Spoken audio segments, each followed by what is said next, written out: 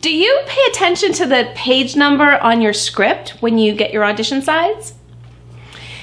When you get sides, you usually get what, 2 to 10 pages. And if it's a feature film audition, you need to know that a feature film has about 110 pages in a script, approximately. So that means you're only getting 1/10 of the script.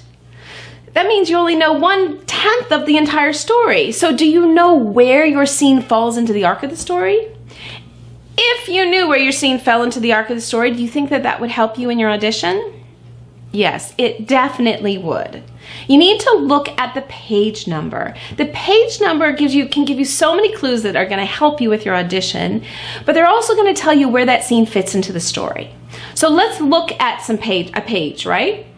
So here's a script.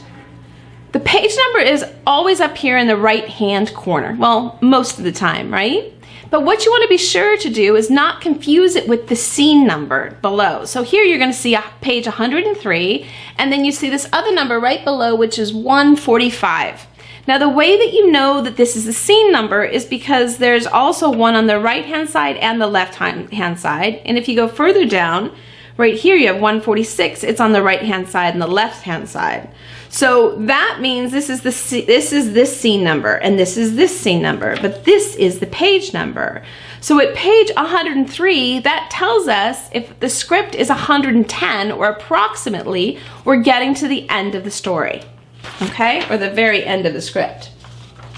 So when I directed my feature, the casting director asked me to supply her with some sides. So I just went through the script and I picked a couple of sides. I decided to pick a scene at the beginning of the script because I wanted to see how this lead established the character. And this was actually for both leads. And then I picked a scene from the breakup. I wanted the breakup. I wanted to see, could I get that passion? Could I see them, the stakes were high, could they connect, and could they really connect as lovers, and could they be so in love and break up at the same time? That's what I was looking for. And then I started teaching, and I started teaching about page number, and so I went back and I looked at those sides, and I realized that I had picked about page 4 or 5 in the first scene, and then I picked about page 80, which was the climax of a script. So if you know a feature film is 110 pages, and then about page 80 is usually where the climax is, and that's the all or lost moment. That's the moment when, if it's a love story, these two characters, they're never gonna connect. This is it. They're gonna break up, and we as the audience go, oh my God, they'll never get back together again. My heart is broken, and how will they ever get back together? So that means the stakes have gotta be super high, and we have to believe that these two people love each other and hate each other all at the same time. So it was fascinating that I picked those 2 pages. And then what happened is, as I started watching the sides come in for the people that I was coaching, I started to notice the same thing, that other directors were doing the same thing. They were picking the beginning of the scene, the beginning of the movie where we're meeting the characters, and then we're picking up the climax because we want to see there's a big difference. There's about 75 pages between those 2 scenes. And that way we can see, did this character grow? Do they understand the arc of the story? Do they understand the relationship just by giving us 2 scenes?